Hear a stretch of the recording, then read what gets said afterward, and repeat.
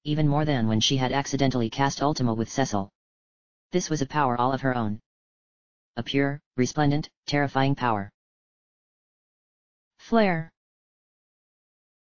Holy.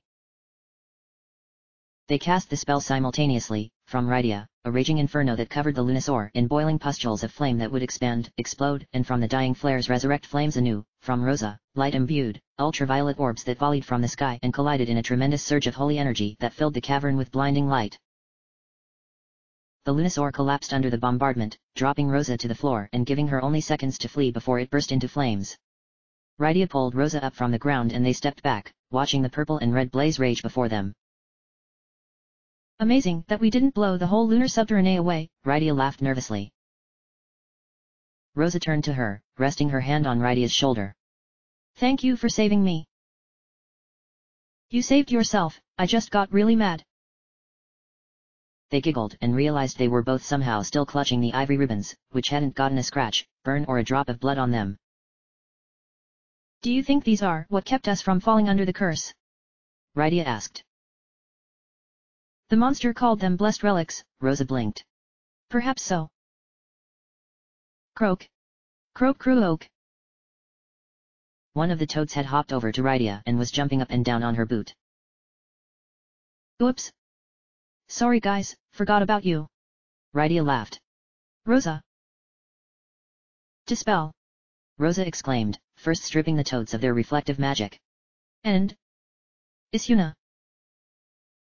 A cloud of smoke erupted, making Rosa and Rydia cough and close their eyes. In the place of the three toads were three confused men, and Edge, who had been the toad jumping on Rydia's boot, stumbled and fell on top of her, knocking her to the ground. Hack. Hack. Rydia gasped for breath through the smoke. Get off of me. I'm trying. Edge groaned, coughing into his arm. I can't see where my hands are going in this smoke. Ew. Rydia spat. And don't cough on me. Rosa ran through the smoke and threw her arms around Cecil, who hugged her back tightly. You're okay. Finally. Cecil groaned. I could see everything, but I was powerless. Although it's not like you and Rydia needed any help, it seems. It was kind of nice, being a toad, Kane mused.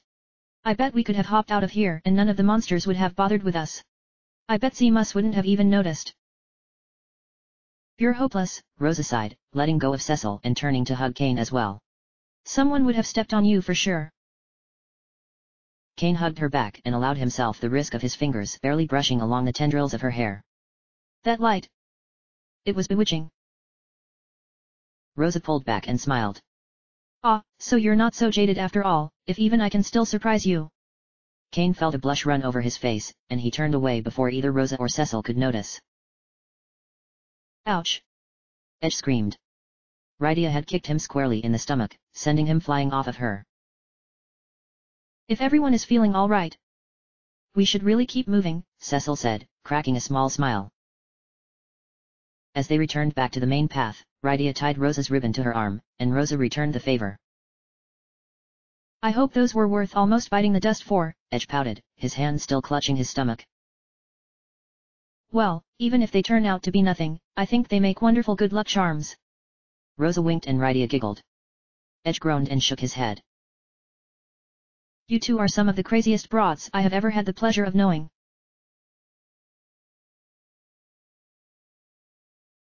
Those pleasant days when we laughed together are still now warm in my heart. The light of the moon glows in the blue night, as though bringing to light the radiance of those days.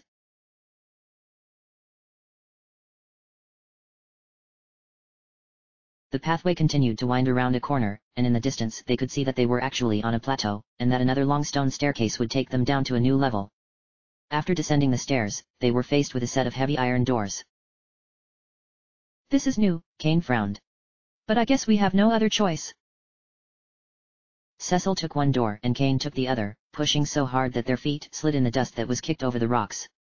The doors finally groaned open, and Cecil felt his heart leap into his throat when he saw what lay before them. This is...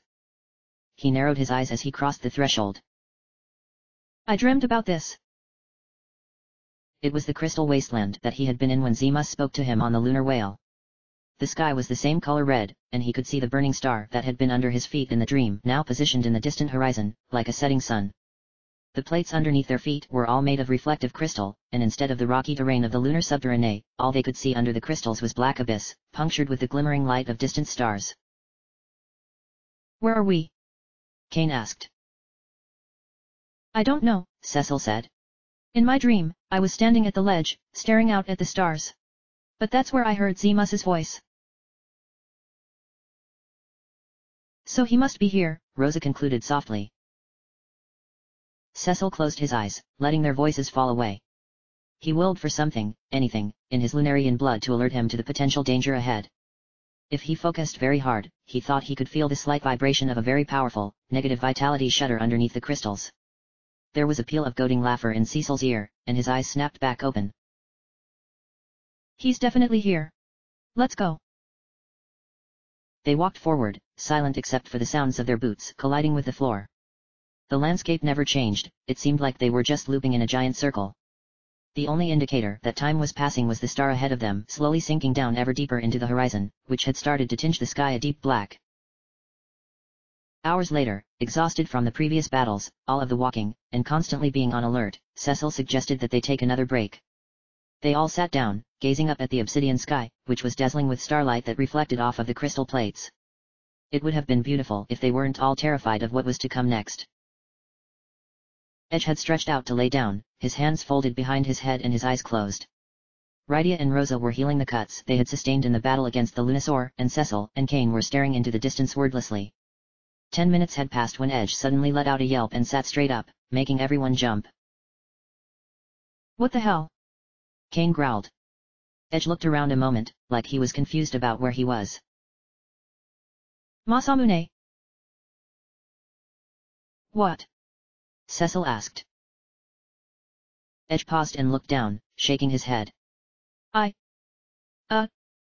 Sorry. Must have been dreaming. I heard a voice telling me that Masamune was close.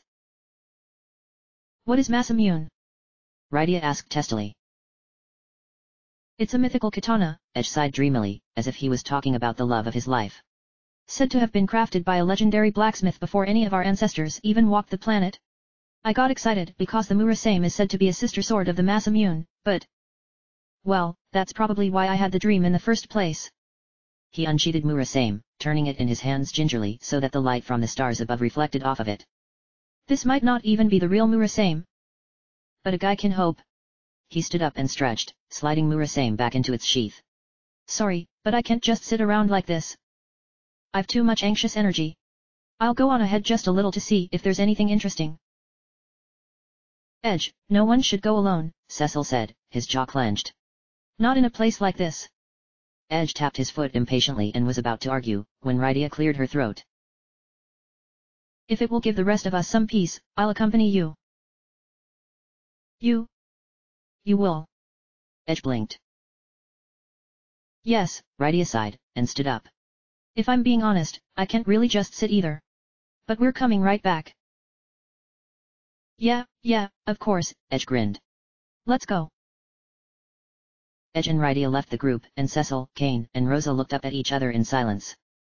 Having known each other for as long as they had, they could hold entire conversations with just their eyes. None of them thought it was a good idea to separate, but you could cut the tension in the air with a knife, and no one was willing to be the person that started the next argument. Once they were a few yards away, Rydia crossed her arms over her chest and twisted her mouth a bit. So? You really like weapons? She didn't exactly want to talk to Edge, but she didn't want it to be completely silent, either, too unnerving in a place like this. The ninja masters of Eblan have always had an incredible armory of weapons, Edge smiled. I learned how to use a sword before I learned how to eat by myself. Mom would carry me strapped to her chest so she could always grab at least 2 weapons for a fight. She's the one who taught me how to dual wield so well. Did your mother get in a lot of fights while carrying you? Rydia raised her eyebrow. Oh yeah, of course, Edge laughed like it was nothing. She was the most powerful ninja in Eblan at one point. Defeated my dad so soundly in battle the first time they met that he never walked quite right again, and he turned around and asked her to marry him the next day. Rydia's eyes widened. From what little she had seen of the Queen of Eblan, she hadn't looked like a former ninja in the slightest. She had just seemed like typical elegant royalty. She didn't realize who he was at the time, she just told me that he irritated her and that she wanted to put him in his place. Rydia flushed and looked away. That resonated with her deeply, for some strange reason. Edge sighed. I really miss them. I still can't believe they're gone. I can't come to terms that when we get back home, it's going to be me running the show. Rydia felt a hiccup rising in her throat and tried to fight the oncoming tears. I know. I miss my mother too. It's still too raw. And I don't know if I can ever go back home again. It was too late. A tear had broken the dam and was sliding down her cheek. Edge looked over at her, and frowned. Cecil told me about Mist. Did she? And your father? My father has been gone long since before I was born. My mother didn't die in the fire. She fell when Cecil and Cain unknowingly killed her dragon. When a summoner has a deep affinity with an eidolon, their relationship can evolve to the point where they sustain each other's life force. My mother and her dragon. They were together since she was a child. And now, I can summon a dragon. Rydia sniffled again. Edge cautiously reached out to touch her arm, and she let him.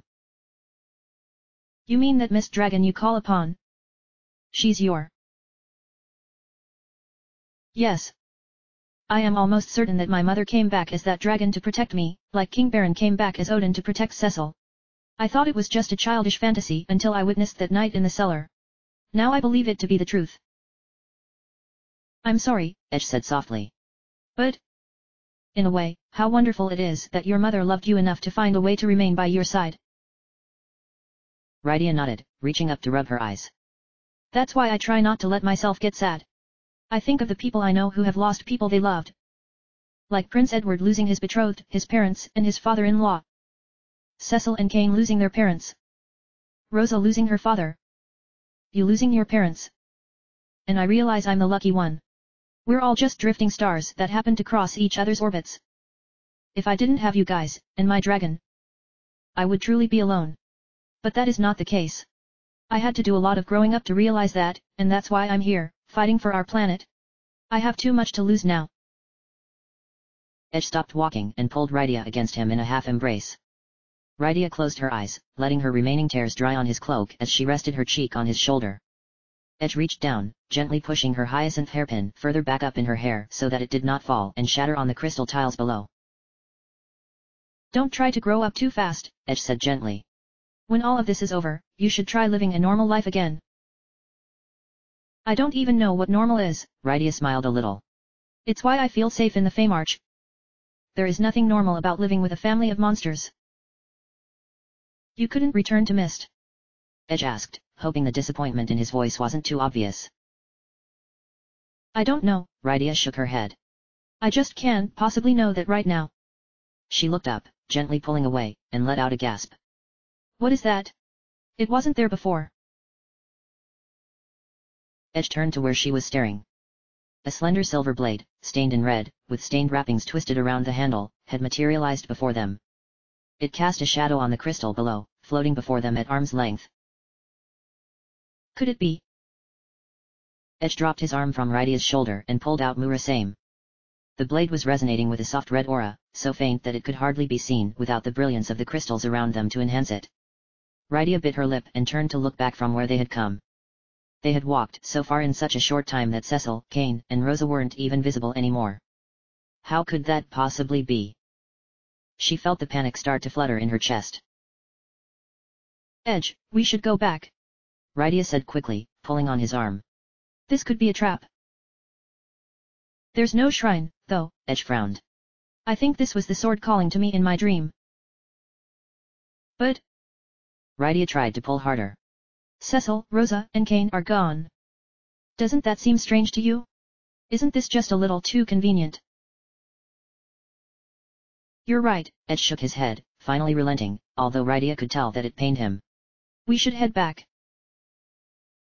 Thank you, Rydia sighed. She let go of his arm, and gestured for him to follow her. As she walked ahead, the mysterious blade began to undulate in place, vibrating silently, and Edge paused to observe it. Without warning, the blade launched itself into the air, and soared back down in a curved trajectory, heading right for Rydia's back. Rydia! Edge cried. Before she could even turn around, Edge darted forward, blocking Rydia with his body and catching the blade with his bare hands. Rydia covered her mouth and screamed, watching the blood drip from Edge's clasped hands and stain the crystal tiles beneath them as the katana trembled violently within his grip. Grr! Edge growled, gritting his teeth and bending his knees to push back with as much strength as he could manage. Run, Rydia! No. Rydia shook her head. I can't leave you alone. The ensorcelled blade of mass immune will never bend its will to that of men from the blue planet. A serpentine voice hissed. I, Ogopogo, will ensure it. The sound of washing water roared all around them, and Rydia inhaled sharply. Something powerful was approaching them, and quickly. Arrrrgh! Edge dug his fingers in deeper, and the blade finally gave up, dying in the pool of blood it had created in Edge's hands. He smirked and grabbed the handle, swaying it back and forth even as his hands throbbed in pain. The roar of the water had become overwhelming, Rydia could barely hear herself think. She stared in shock at the deluge that had risen in the distance, and was now bearing down on them at breakneck speed. It would either drown them or throw them over the edge of the crystal plate. Edge, look out! Rydia shrieked, grabbing his arm. Edge looked behind his shoulder and gasped, grabbing Rydia around the waist and leaping just as the wave was about to crash into them. He dropped Rydia off gently onto her feet and stumbled into a rolling landing within the water from the tail end of the wave, propping himself up on his hands and knees while coughing up fluid. The deluge washed away in front of them to reveal a doppelganger of Leviathan. Rydia would have thought she was staring at a mirror image of the Eidolon King with the exception of the rusty brown and plum-colored scales, and the menacing red eyes that drilled into them. She thought about what Cecil had told her about his encounter with Dark Bahamut, and wondered if Ogopogo, as this creature had called itself, was Leviathan's own shadowy counterpart. Rydia ran to Edge and kneeled down next to him, grimacing when she saw the blood draining away with the water. If she didn't hurry, Ogopogo would strike again and finish Edge off. Sylphs! Please heal us! Rydia cried. 3 delicate balls of blue and green light began to dance around Ogopogo, and he snapped his jaw at them, confused when he would not catch them in his maw, and would try again. The lights orbited the confused beast one last time and then shot into his stomach, causing Ogopogo began to seize back and forth. Green healing magic sprinkled over Rydia and Edge, the cuts on Edge's hands slowly sealed back up, and the remaining blood was spirited away. When Rydia looked up, she saw the 3 blue lights leave Ogopogo's body, and they briefly took the form of smiling sylphs before disappearing in a burst of sparking light. Thanks, Rydia. Edge grinned, standing up. So now we've just got to shock this imposter into submission, hey? I like that idea. Rydia smiled back. She couldn't help herself, his determination in the face of terror was infectious. They simultaneously cast Thundaga and Blitz, igniting the sky so brightly that for a moment, it was like daylight on the blue planet. The massive lightning storm descended upon Ogopogo's form, lighting him up like cannon fire and causing him to collapse in a heap of smoking scales before decaying into dust. There was a gentle tinkling sound, and a scarcely noticeable rainbow reflected in the air before them and disappeared. Suddenly, in the far distance, Rydia could see Cecil, Kane, and Rosa again. They were sitting exactly where they had left them. Ogopogo must have cut us off from the others, Rydia said, gazing out at them. They must not have heard a thing, or else they would have surely come running. Edge bent down to pick up Mass Immune, which was no longer stained.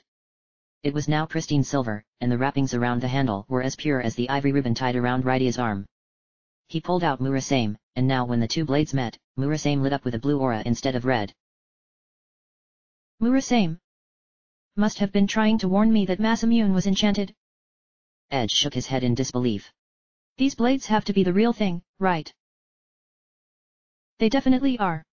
Rydia smiled. And now Evelyn has laid claim to both of them. Your parents would be so proud. Edge smiled sadly and slid them both into the holster on his back. They walked back to the others in silence, their feet kicking in the puddles, but this time, it had become a comfortable silence, a little familiar.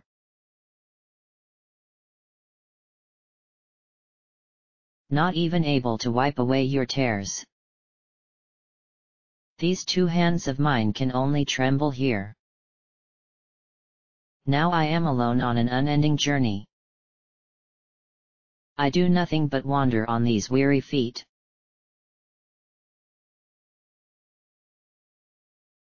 As they continued their journey, Edge and Rydia told the others about Ogopogo, but Cecil wasn't paying attention. He was beginning to worry about the fact that they had still not come across Fusoya or Golbez, or any evidence that they had made it to this point. The repetition of everything around them was starting to eat at Cecil's patience. Their path had remained unchanged and unending, and he felt like a rodent trapped in the sewers of Baron. Every warm air current that blew through the empty crystal field felt like Zemus's breath hissing in his ear, and every cold draft like Cecil was walking through a congregation of ghosts, all those from the blue planet and the moon who had been felled by Zemus's madness. The miles and miles of crystal before them had started to make him dizzy, too. He found his vision blurring and would walk long periods at a time with his eyes closed to bring temporary relief. During one of those blind stretches, Cecil heard Kane ask, "What is that?" aloud. He slowly opened his eyes, and willed his feet to stop. Everything looked the same as it had when he closed his eyes 10 minutes prior, except for the slight glimmer of a rune embedded on a crystal plate a few feet in front of them. They had only been able to spot it because the star that had been slowly making its revolution around them was now underneath the crystal plate, and the result was a dazzling reflection if you tilted your head just the right way. Kane and Rosa had gathered around the rune, waiting for Cecil. Rydia and Edge peeked at it over Cecil's shoulders. "This should transport us somewhere," Cecil said. "It could be an exit, or another trap." "Last time it was a trap, right?" Rosa frowned. "With Dark Bahamut. But we've nowhere else to go," Edge sighed. "We haven't seen anything new since Ogopogo decided to grace us with his ugly presence. I'm ready for a change of scenery." Rydia and Kane stared ahead. Endless crystal was all that was waiting for them if they kept going. "What should we do?" Rosa asked. Cecil shook his head. "Even if it is a trap, we've overcome everything else Zemus has thrown at us so far. If we pass it by looking for something new, we may lose track of this if we need to go back. Let's just see where it takes us." The 5 of them clasped hands and stepped onto the rune.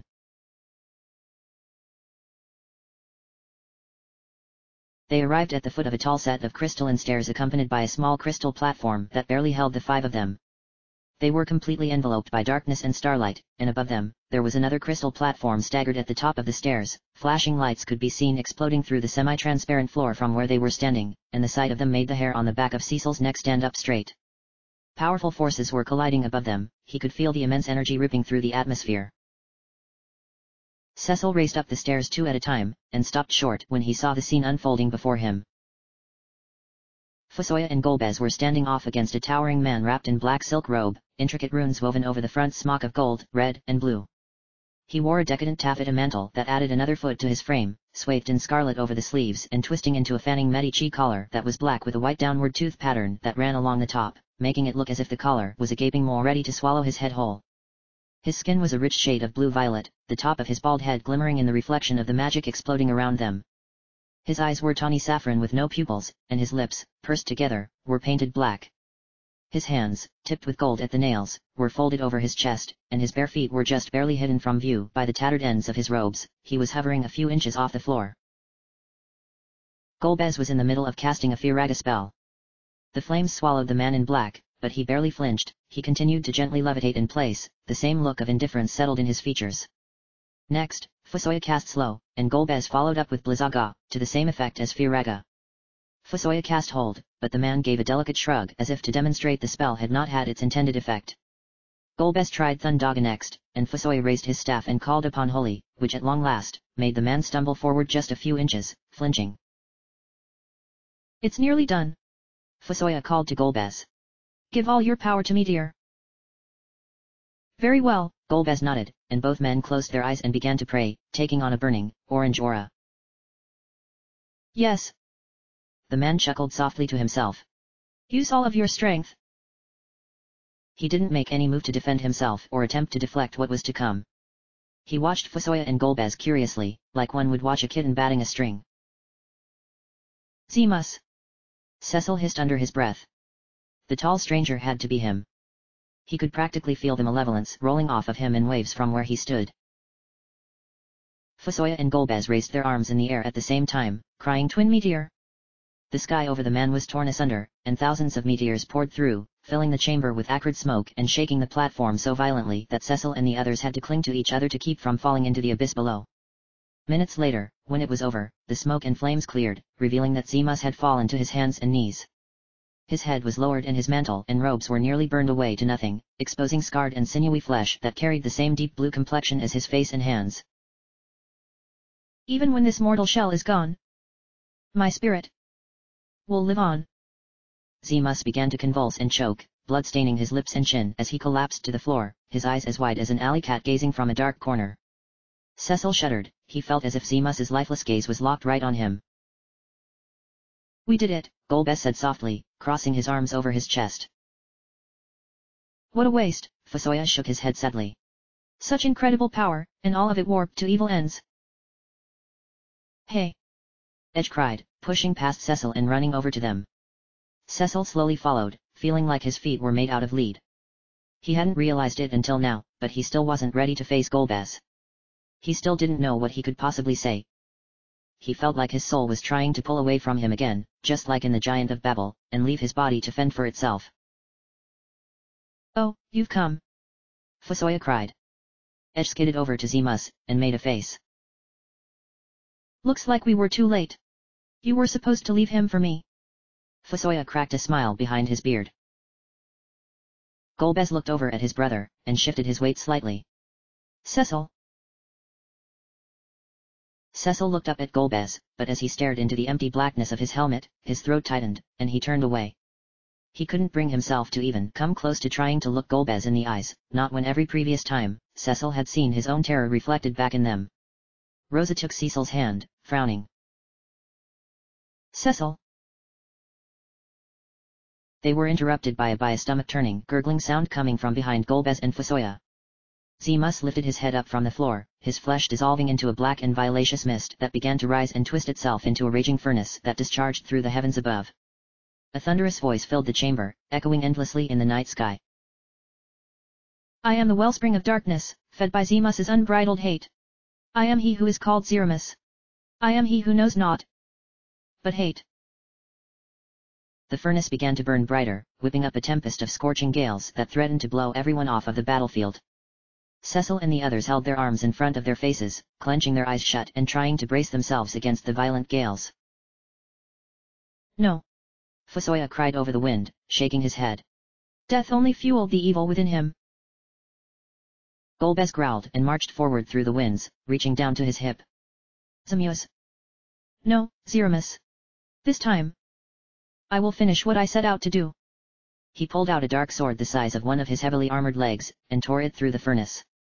The winds dissipated, and a massive tangle of hairy, slithering, azure tentacles burst forth, a small head with two droopy orange eyes and needle-pointed teeth emerging from the writhing mess like a nightshade bursting into bloom. Two orange antennae twitched above his eyes, crossing over every which way. Golbez immediately dropped his sword and cast Meteor, pelting Zeramus with hundreds of burning stars. Fusoya followed up with his own Meteor spell, but still Zeramus floated gleefully, letting out delighted peals of laughter. It's no use. Fusoya shook his head. Meteor isn't working. Golbez, use the crystal. Cecil opened his eyes, staring at Golbez from behind his arms. What crystal was this? Golbez reached into his cloak, pulling out a small crystal that was dwarfed in his massive hands. It was the color of a diamond, and had a rainbow sheen that sparkled in the starlight. He held it aloft, but nothing happened. Zeramus laughed, his body of tentacles twitching in delight. You tread the path of darkness. That crystal will shed no light for you. Your hands will only stain it darker still. There was a terrible tremor, and Zeramus gnashed his teeth together. Now, die. Zeramus's antennae shot straight up, and he cast Meteor. As the fiery debris came raining down, Cecil grabbed Rosa and tried to pin her under his body, but before he could pull her close enough, he was struck by a massive meteorite in the head and thrown to the floor. He felt his hand tear apart from hers and heard her cry out his name over the raging destruction occurring around them. His ears ringing and his vision fading fast, he clawed at the crystal floor, desperate to get out of the way, but his legs refused to move. He thought he could hear the others screaming behind him, but his ears were filling up with fluid, and he could feel hot, sticky blood trailing down his temple. The last thing he saw before he blacked out was Golbez being struck in the chest and falling to the floor on his back, the crystal still clutched tightly in his outstretched hand. Zeramus summoned the furnace forth again, cackling as it began to absorb into the starlit sky, turning it a venomous red. The darkness slowly began to eat away at the crystal floor beneath them, inching its way closer to Cecil and the others. The floor that had already been tainted by the darkness was destroyed and had dissolved into sparkling dust that fluttered away into the abyss. No suffering. No death. My hate will not be stanched until it has consumed all else. He extended a pair of tentacles toward Cecil, whose eyes were tightly shut. You shall be next. Come, Cecil. Pass into this darkness I have wrought.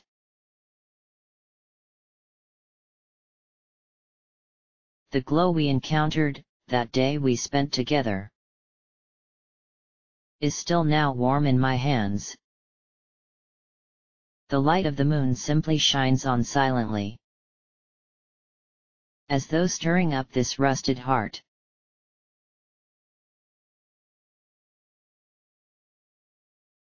Tower of Prayer, Mysidia. Palom was kneeling before the now restored water crystal, his eyebrows knit as he prayed fervently. He felt a horrible twinge rip up his spine, and saw Cecil's face flash before him, his eyes closed and his mouth twisted in pain. Palom's eyes snapped open, and he leapt to his feet. Elder. His twin, Porom, had experienced the same phenomenon. She opened her eyes, tears spilling down her cheeks. Cecil and the others. The elder frowned, stroking his beard. The moment they had feared had come to pass, he was sure of it. When the lunar whale had disappeared after felling the giant of Babel, the elder had a suspicion that Cecil and the others had fled to the moon to eliminate whoever had summoned the giant in the first place. Indeed. So now is the time we pray for them. No, for the entire world. He gently patted the twins upon their heads. Palom. Porom. We must see that all the prayers made here reach Cecil and his friends on the moon. They nodded, and closed their eyes, taking each other's hands. Yang, who was standing behind the twins, pushed his palms together and looked down. Cecil, my friend. This is your chance, please have courage. Edward cried, closing his eyes tightly. We'll all be waiting for you. Sid shouted, and Andy and Arden nodded behind him. Return safe. King Jut had one arm around his daughter, and a hand held over his heart. For the sake of the whole earth. Luca closed her eyes, her fingers laced together. Rise up. The Epops, who had escorted Edward to the tower, gazed upon the crystal of water, their eyes unwavering. Our prayers are with you. Palom squeezed Porom's hand. Come on. You can do it. Porom squeezed back, gazing up at the sky. Cecil. Everyone. The elder had turned toward the twin moons, which were visible even this early morning, two pearls set against the shining blue sky. Raising his hands to the air, he shouted into the wind, Great moon. Please. Hear our prayers.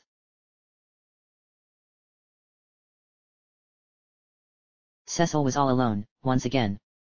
Everything was black, and every time he took a step, it echoed so softly that he could barely be sure that he himself was even alive, and not some twisted specter.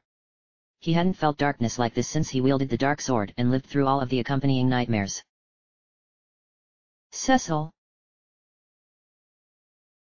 Who's there? Cecil whirled around, and thought he saw the tiniest pinprick of light before him. His body ached, his legs were shaking, and his head was spinning, but still he ran as fast as he could toward the light. That was where he belonged, not this despair-ridden hell. The sphere of light grew bigger and bigger, and from within, a hand extended toward him. It was large and calloused, tanned with a red prayer bead bracelet fastened at the wrist.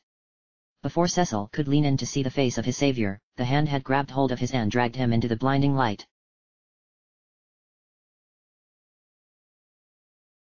AHHH.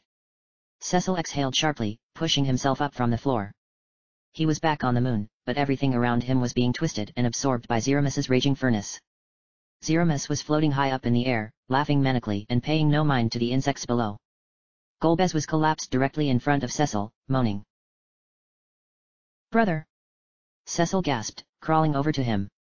Golbez opened his fingers slowly, revealing the crystal within. Cecil. It must be you. Golbez wheezed and dropped the crystal from his hands. Cecil picked it up, feeling an unmistakable warmth flood his body, the same warmth he felt when he held the crystals of the blue planet. The warmth of a crystal shedding its light. He looked to Golbez to ask what to do, but he had passed out. Brother. was it your prayers that woke me up? Cecil stood up slowly, clutching the crystal in his hand as he glared up at Zeramus. Zeramus turned toward him, offering a toothy sneer. Zeramus! Cecil shouted, his voice carrying into the void. This is the end for you, not us. It was at that moment that the darkness surged beneath Cecil's feet, destroying the flooring beneath him. Cecil gasped as he started to fall into the abyss, his friends' still forms tumbling after him. He reached up desperately, praying the hand that had saved him in his dream would materialize once more. Suddenly, he felt a gentle rush of air beneath him, lifting him up and depositing him back to the surface, a few feet from where Zeramus was holding court. Cecil collapsed, his energy depleted, but he didn't fall back down into the darkness despite the platform underneath them being destroyed. His friends' bodies were deposited next to him, and Zeramus let out a frustrated growl at their reappearance. He tried to glide forward to ambush Cecil and the others, but the crystal in Cecil's hand flashed, and Zeramus was thrown back as if he had smashed into a wall. Cecil was as shocked as Zeramus. ARRRRRGH! Zeramus screamed. What is this? This light. He began to twitch, distracted by the burning pain tearing through him. Apparitions of Palom and Porum appeared above Cecil, floating in the sky. He could see the light pass through them, like they were staticky figures on a monitor. Cecil wanted to stand up to grab hold of them, yank them away from Zeramus, but his legs were still paralyzed with agonizing pain. Here you go. Palom smiled. We made it so that you won't fall now. We will help you the best we can. Porum sniffled, folding her hands together. May our prayers bestow life. They disappeared in a flash of light, and Cain, Rosa, Rydia, and Edge all woke up, feebly pulling themselves up to their hands and knees in the swirling darkness. Cecil shook his head disbelievingly. The twins were just an illusion? Ugh! Cain groaned. What happened? I thought I heard voices. Edge shook his head. Hundreds. No. Thousands of voices calling my name. Edward and Tella appeared next, just like Palom and Porum had. Edward placed his hand over his heart, bowing his head. Have courage, my friends. Trust in yourselves, said Tella, a rare, gentle smile lighting his face. Cecil felt an ache throb in his chest. There was so much he wanted to say to Tella, most notably, that he was sorry about everything, but he knew now that this Tella was nothing more than an illusion gifted to them from the blue planet. Edward and Tella faded away, their voices echoing together. May our prayers bestow strength. Rydia closed her eyes. All of a sudden, I feel totally revitalized. Like I have limitless energy. Rosa exclaimed, springing up. She grabbed Rydia's hand, and pulled her along. They turned to face Zeramus, positioning themselves to strike. Yang and Sid materialized before them. Yang had his arms crossed over his chest. Maintain your focus, he shouted. Don't let Zeramus break your concentration. Sid guffawed and twirled a wrench in his fingers. Come back to us, you hear? And together, may our prayers bestow vitality. They faded away, and Cain and Edge wordlessly rose to their feet, drawing their weapons and turning upon Zeramus. Cecil closed his eyes shut tightly, trying to summon his strength to return to him. The others had come back from the brink of death, and he couldn't even stand. Why wouldn't the crystal grant him strength? Was his soul stained with too much darkness from his past life, despite his numerous efforts to repent? The crystal was starting to feel like cold glass in his hand. He down-looked upon it and clutched it to his chest, willing it to shine just once more. Fusoya and Golbez appeared. Cecil gasped, looking back over his shoulder to where they had originally fallen. Fusoya and Golbez's bodies had been recovered from the abyss along with his, but they remained passed out, hovering in the darkness. Were their prayers projecting their astral forms before Cecil? Moon, shine your light upon them, Fusoya cried. Golbez stretched his hand toward Cecil. Cecil struggled to reach up, but felt his body trembling violently in the attempt. Golbez shook his head. My brother. Do not despair. Use the hallowed light within you. Allow it to fill the crystal. He turned toward Zeramus, who was still quivering with rage at being stymied. Zeramus. Show your true face. Cecil looked upon his last 2 living family members. There was no way he was going to lose everything he had gained to someone like Zeramis, a being that had never known friendship, love, loss, pain, or hope, had never known the value of just one tiny life on their planet. Cecil had gotten it wrong. It wasn't the light from the crystal that was going to save them, it was the light he would imbue upon the crystal that would make it shine. Fusoya and Golbez faded away, and Cecil could feel the holy might their prayers had bestowed upon him rushing through his veins. He rose, holding the crystal high into the air and closing his eyes. He could feel the prayers of the blue planet filling him, and in turn he released that energy into the crystal, feeling it grow hotter and hotter in his hands. Thank you, my friends, for strengthening us with your prayers. I won't fail you. Or our planet. The crystal began to radiate sacrosanct light, encompassing Zeramis's body and obscuring him from view. Zeramis expelled an agonizing howl, and when the brilliance faded, the form that was left behind was something more terrifying than Cecil had ever witnessed in his short life. Zeramis's tentacles had burned away, revealing a twisted mass of throbbing, rope-it, blood-red muscles that were mostly left exposed, save for the ivory exoskeleton that was wrapped around his head, arms, torso, and rib cage. His spine was so warped and bent that his entire form made the shape of an S, like his body was too heavy without the full skeletal support to erect a straight line. Below his torso, the muscle tissues separated into sinewy strips, fluttering and writhing with nothing to cling to or contain. 2 arms and bloodied fins had sprouted from a severely humped spine, which curved forward and melded into a dome-shaped, transparent, orange brain cavity and the lumpy bones that protected the sides of his face. Haphazardly growing out of the bones were large, watery blue orbs. The moisture on the surface flickered back and forth in the fading light of the crystal, giving them the appearance of eyes gawking from all over his body, or leaking sores. His arms were wrapped in bone that had spikes protruding from the elbow down to the gnarled claws, each sharpened to a tapered point. As he clicked his claws together, the revolting sound of grinding bone rang out. His face was completely encased in twisting and molded cartilage, exposing only 2 holes for his conflagrant, ruby eyes. He appeared to no longer have a mouth, or if he did, it was buried deep in muscle or bone. The only sounds emitting from his form were guttural and strangled. Grr. Gh. F. Zeramis lumbered forward, swinging one of his claws in an attempt to strike the party down in one hit. Rosa cast Blink over the party, and his attack was evaded by all, causing him to quiver in rage. She relentlessly followed up with Shell and Haste, and finished with Holy. As the ultraviolet rays pummeled him, Zeramis stumbled back and clawed at his face. Kane took advantage of the distraction and jumped high into the air, plunging his lance into one of the blue pustules and using Zeramis as a platform to leap and strike again before he could even react from the first attack. Edge was running circles around Zeramis, launching every star and spare weapon he had as projectiles. As he reached back for another weapon, he realized he still had Sheila's frying pan from when they had awoken Yang from his coma. Grinning, he launched the frying pan right for Zeramis's rib cage, watching with satisfaction as the cast iron pan cracked and shattered multiple ribs, wedging in the groove of his muscles. Cecil was hanging back, trying to figure out where the most critical point to strike Zeramis would be.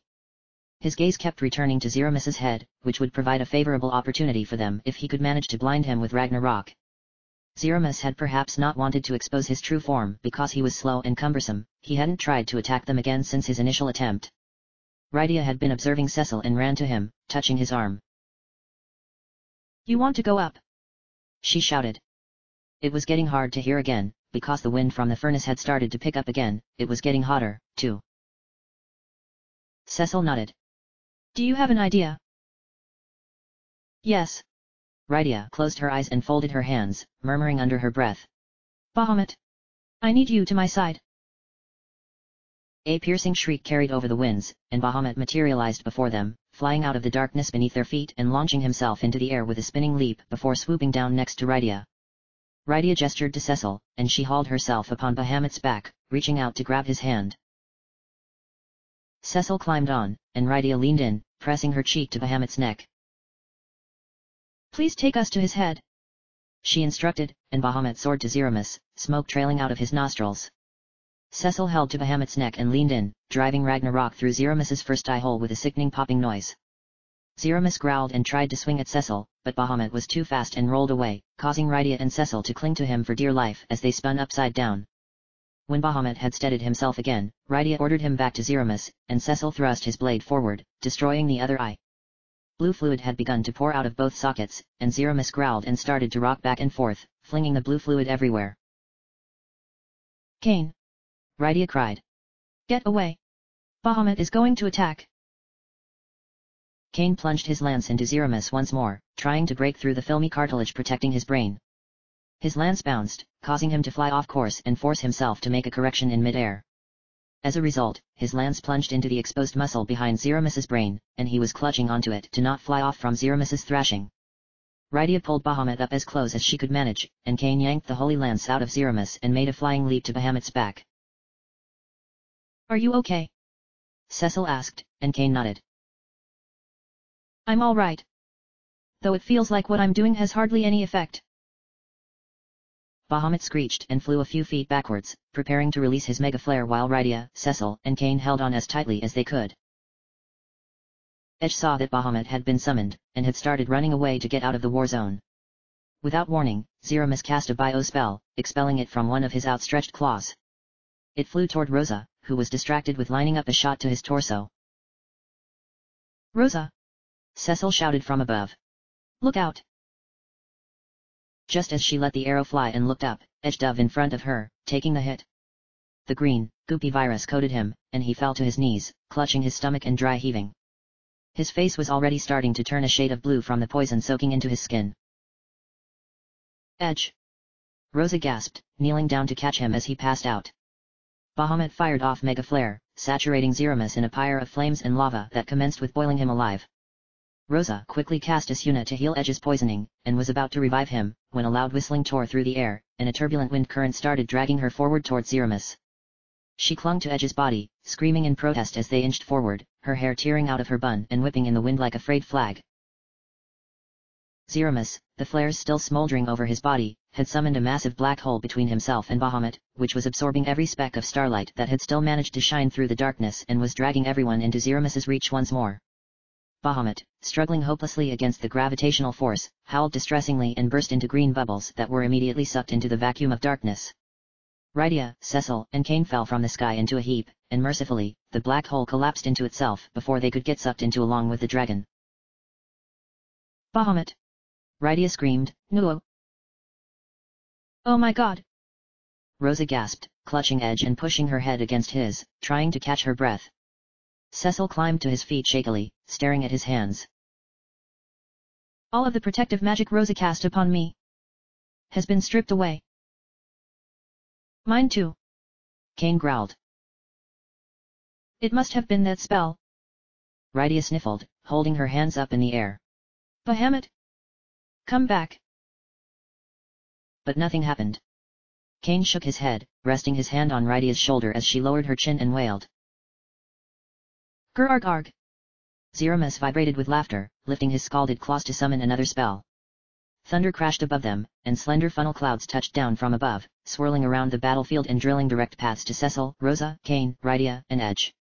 Everyone was dragged into the wind, screaming as they were spun in dizzying spirals and battered by the dazzling lightning shower that assaulted them from the sky. The spell cumulated into a massive explosion, dispatching them several yards in the air and sending them crashing to the ground. Ugh! Cecil moaned.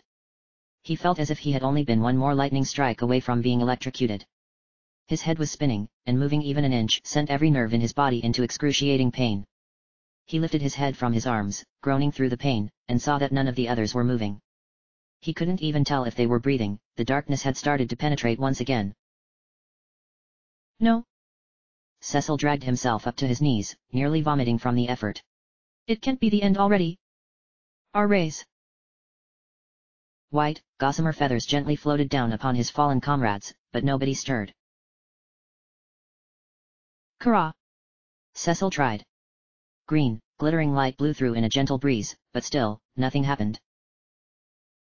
Kira! Cecil screamed again, only to get the same result. He slammed his fists into his lap and clenched his jaw. This was impossible. How could any of their light been snuffed out so easily? Grr! H. Zeramis sneered, drifting ever closer. Cecil could see Zeramis's ribbons of muscle under his torso squirming hungrily, like feelers on an insect. Zeramis might have been blinded now, but Cecil was sure he could smell the fear radiating from his very core. The shadows were closing in, soon, it would be too dark to see anything. There's nowhere I can run. I can't leave the others to be devoured. Cecil closed his eyes, trying to force away the tears of frustration that were welling up. What could he possibly do without Cain, Rosa, Rydia, and Edge? He would have been dead several times over without them by his side. It was true that no matter darkness or light, sinner or repentor, human or Lunarian, he was Cecil. But he had come to realize that the Cecil he had become was nothing without his friends.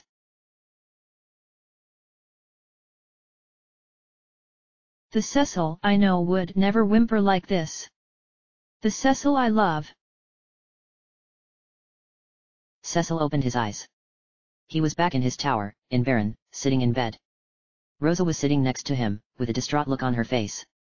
The moonlight was pouring through his window, bathing her in a divine light. A goddess, fallen to earth.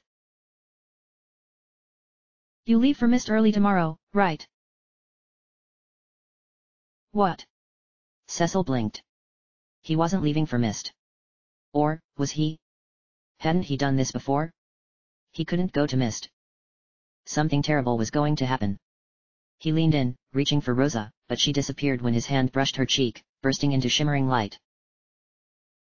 When he opened his eyes again, he was in the middle of a burning village. It was Mist, completely engulfed in flames, with smoke choking the life out of any that had survived the initial explosion. Cain was standing next to him, his arms crossed over his chest as he surveyed the situation in his usual calm, collected manner. We're opposing the mightiest kingdom in the land. We'll need allies to survive. And somehow, we have to go back and rescue Rosa. Cecil held out his hand. Thanks, friend. There was a massive explosion, and the ground beneath their feet was torn asunder. A little girl was peering up at Cecil with wide green eyes from a bed. For the first time since they had met, she wasn't looking at him with fear, but with blossoming curiosity. Cecil was collapsed at the foot of the bed, wounded and gasping for breath. I won't let anyone hurt you, Cecil breathed. The girl reached out slowly, tracing her finger over the sharp lines of his black helmet. You promise? I promise. She closed her eyes, casting a cure spell. Cecil felt the warmth fill his body, and thought he could drift to sleep right then and there. As he closed his eyes, he heard her tell him her name. Rydia. He was in another inn, this time, in the underworld. Edge was staring at him, a little drunk, but a little sad as well. There was a look in his eyes that he had yet to see from the haughty prince, pity. He had just watched Cain sever their friendship. Again. Edge. I'm sorry you got mixed up in all this. You don't owe me anything. I'm not going anywhere. I'm the future king of Eblan, and I don't abandon my comrades. Cecil and Edge shook hands, and Cecil realized there was so much more to the man before him than his shallow demeanor and immaturity had let on. He knew in that moment, no matter what, that Edge would be an ally for the rest of their days and follow Cecil wherever they needed to go to finish the job they had started. And he had.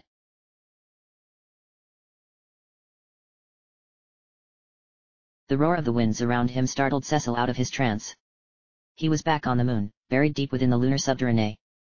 He had expected that by now, Zeramus would have come upon him and devoured him, but with the exception of the wind tearing through his hair, it felt to him that time had stopped. Zeramus was convulsing before him, and had not progressed closer to Cecil or the others. Cecil couldn't understand what had happened, until he looked down and saw the faint light aglow in his chest. He reached up, pulling the crystal Golbez had given him from underneath his breastplate. He hadn't remembered stashing it there, but everything had happened so quickly after Zeramus's true form had been exposed. Had the darkness embracing him not been so encompassing, the light would have been barely perceptible.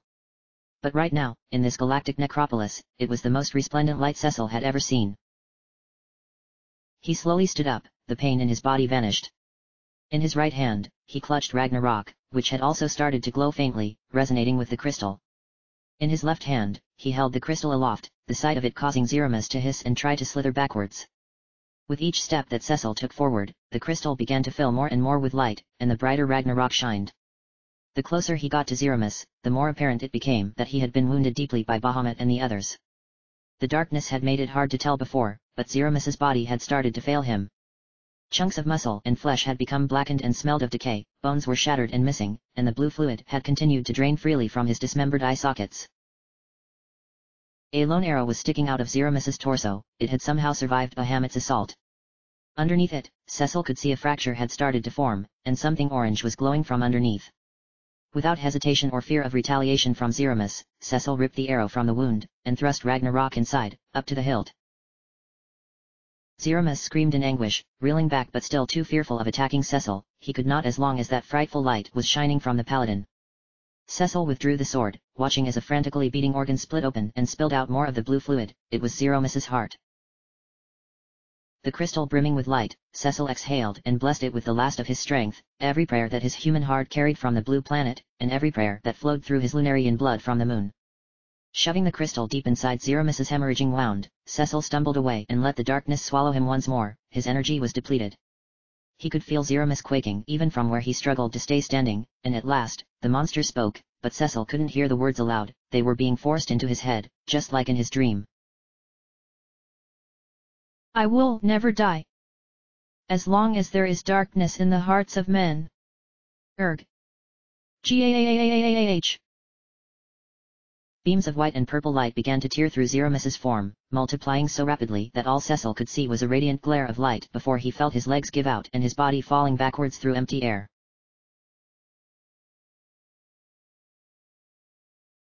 Cecil. Cecil. Wake up, please. Cecil's eyes snapped open and he shot upright, gasping for breath. He was sitting on the familiar crystal tiles, and was shocked to see Kane, Rosa, Rydia, and Edge surrounding him. They all had terrified looks on their faces. Oh, thank the gods! Rosa cried, throwing her arms around him. We thought you were. Wait. That's my line, Cecil moaned, practically being choked to death by Rosa. But he let her keep at it. He was never going to push her away, again. I thought you were. Dead? Kane asked, shaking his head. Hardly. But apparently, just not as quick to recover as His Holiness. Yeah, how could you write us off so fast? Edge demanded. We were just taking a little nap. It's not like your white magic is the best in the business, you know. It took a bit for that little Cura spell to sink in. Cecil blushed and shook his head. My apologies. I've never been so happy to be so wrong, believe me. Oh Cecil. Rydia hugged him from behind, sobbing into his hair. I heard your voice while I was knocked out. I remembered the first promise you made to me. Cecil looked down at the floor and rested his hand over his heart, smiling. Of course. They had been with him the whole time after all. While looking down, he noticed the crystal that had been inside Zeramis, lying next to him. When he picked it up, it felt just like glass again, like nothing had ever happened. You've truly done it. I had no idea there was such strength in you. You of the blue planet may have already grown more powerful than we of the moon. Cecil gasped and stood up. Running over to him was Fusoya, and Golbez was approaching as well, although his longer strides meant that he could just simply walk to keep up with their uncle. They're okay. Cecil thought happily. Edge smirked and put his hands on his hips. It does rather look that way, doesn't it? Kane frowned. But what of the final words Zeramis spoke? Cecil blinked. They could hear Zeramis's final threat as well? Even in the throes of death, Zeramis's psychic abilities were all-powerful. Rosa looked to Kane. As long as there is darkness. Fusoya shook his head, approaching Cecil. There will always be evil in men's hearts. We all bear a touch of darkness, just as surely as we bear light. Much as with the twin sets of crystals. And the darkened underworld that rests beneath your planet's brighter surface. But as long as there is darkness, so will there always be light. Just as the light within you rose to overcome the shadow cast by Zemus. Cecil nodded. Fusoya was right, he was living proof, after all. Edge grinned. Well, now that you mention it, I did feel a bit aglow. Rydia whirled around, raising her fist. Are you joking? It's a miracle Zemus didn't end up using you. Edge shrugged. My love of justice kept him at bay, no doubt. Cecil smiled, and Rosa giggled behind her hand. Kane cracked a small smile, but made sure to hide it when Edge looked over at him. I meant to ask. Cecil frowned. What was that crystal Golbez gave me? He held it up, and Fusoya took it from him, smiling. Alas! This is the only crystal remaining from our home world, before it was destroyed. It was all we survivors could manage to rescue. But I thought the 8 crystals on the surface of the moon that took us to the core were your crystals. Rosa frowned. So then what are those? A curious phenomenon that I am not entirely sure of myself, Fusoya replied. I've told you before that we are the ones who created the second moon to slumber upon. However, when the moon was created, the crystals were born as well, through no intervention of our own. We were fortunate in that the crystals sustained the power to trap Zemus for as long as we had, but even we Lunarians are not clear on their origin. It's something we may never learn, I'm afraid. He gazed into the crystal. I have watched over this crystal for as long as I have watched over the Lunarians. It was to be a gift to the blue planet when we were finally matched in evolution, a 9th crystal to represent our desire to live in peace with you. Ironically, it was Zemus who had rescued it when we fled. Cecil shook his head. If Zemus had known it would have led to his own destruction, he would have let it burn with the rest of his planet. Well then. Fusoya patted Cecil's shoulder. The time has come for me to join my people in their sleep. Now that I know the blue planet is safe from Zemus, I can finally get some rest myself. What will you do now? Cecil smiled, even though his heart ached at the idea of saying goodbye. We will return to our planet. Rosa nodded. Our friends are waiting. Fusoya smiled at Kane, Rosa, Cecil, Rydia, and Edge, taking their appearances in for the last time. I see. You are lucky to have such friends. I look forward to the day we can meet again. Golbez took a few hesitant steps forward. Fusoya. Might you permit me to accompany you? Cecil and the others stared at Golbez, their mouths agape. If he noticed the look of shock on their faces, he pretended not to. Fusoya tilted his head. You would join me? Golbez nodded. I would. I cannot return. Not after all I've done. And I would very much like to meet my father's people. At least one time. Fusoya hesitated for a few moments, and finally spoke. I see. Yes, our blood flows in your veins, too. You know this will be a very long slumber. Golbez nodded again. There was no hesitation in his reply. I do. Cecil looked away. He didn't quite know what he had expected Golbez to do when this was all over, he had certainly never thought about it this entire time, in any capacity. But this seemed a little permanent. His heart had gone from feeling sadness about Fusoya leaving to feeling deep confusion. Golbez looked to Cecil. Cecil. You called me brother. Cecil bit his lip, not sure what to say. He still couldn't look Golbez in the eyes, when he had said that before. He had been afraid he was going to die. He would go as far to say that he hadn't been in his right mind. Golbez crossed his arms over his chest. I suppose I can expect no more than that. All you've suffered until now has been because of me. Fusoya gently cleared his throat. He could not bear to watch his nephews struggle any longer, the pain between them was still palpable and raw. I see why Golbez wants to join us. We must go now, and sleep. We will pray for the peace of your planet. He turned to Golbez. Come, let us go. I'll be your guide. Golbez turned away from Cecil, and nodded to Fusoya. Yes. They began to walk away. Rosa leaned in and whispered. Cecil. Kane frowned. Is this all right, letting him go? Your brothers. Rydia hissed. Edge watched her, but didn't say a word. While Golbez's form retreated, without looking back, he raised a single hand in the air. Farewell. Fusoya opened a transparent portal, and stepped inside, disappearing. Golbez paused for a moment, as if the reality of his decision was weighing down on him. But he started to walk forward again. Cecil. Edge touched his shoulder. Make sure this is what you want. He closed his eyes, and saw his mom and dad's faces. Just really be sure. Cecil wanted to release his internal scream into the entirety of the crystal chamber. I don't know what I want. how could I possibly? After all of this? How could I possibly forgive the man who ruined my life, who ruined all of yours? How am I supposed to move on if he can just run away? Rydia touched his wrist, and Cecil glanced down at her fingers. For a moment, he saw the little girl's hand that had pulled him through Capo looking for Kane, a hand that had been dwarfed within his own, a little girl who had demanded he take her with him to Demsion to help protect him after he had killed her mother. But when he blinked, it was once again a young woman's hand resting on his own, grown, powerful, and tempered by forgiveness.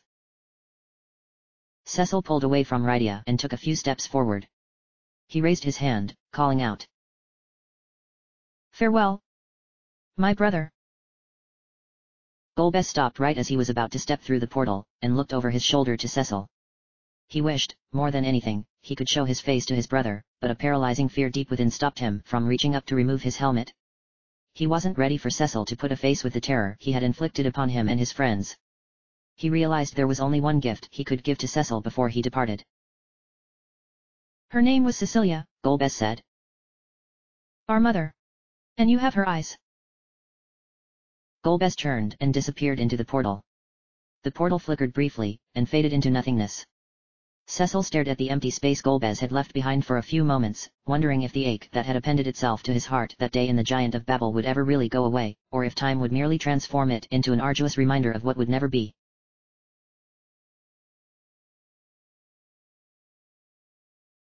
The light of the moon simply shines on silently,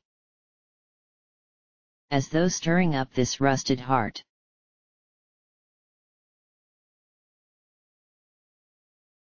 Tsuki no Akari, The Light of the Moon, lyrics copyright Square Enix for Final Fantasy IV DS. End of chapter. Chapter end.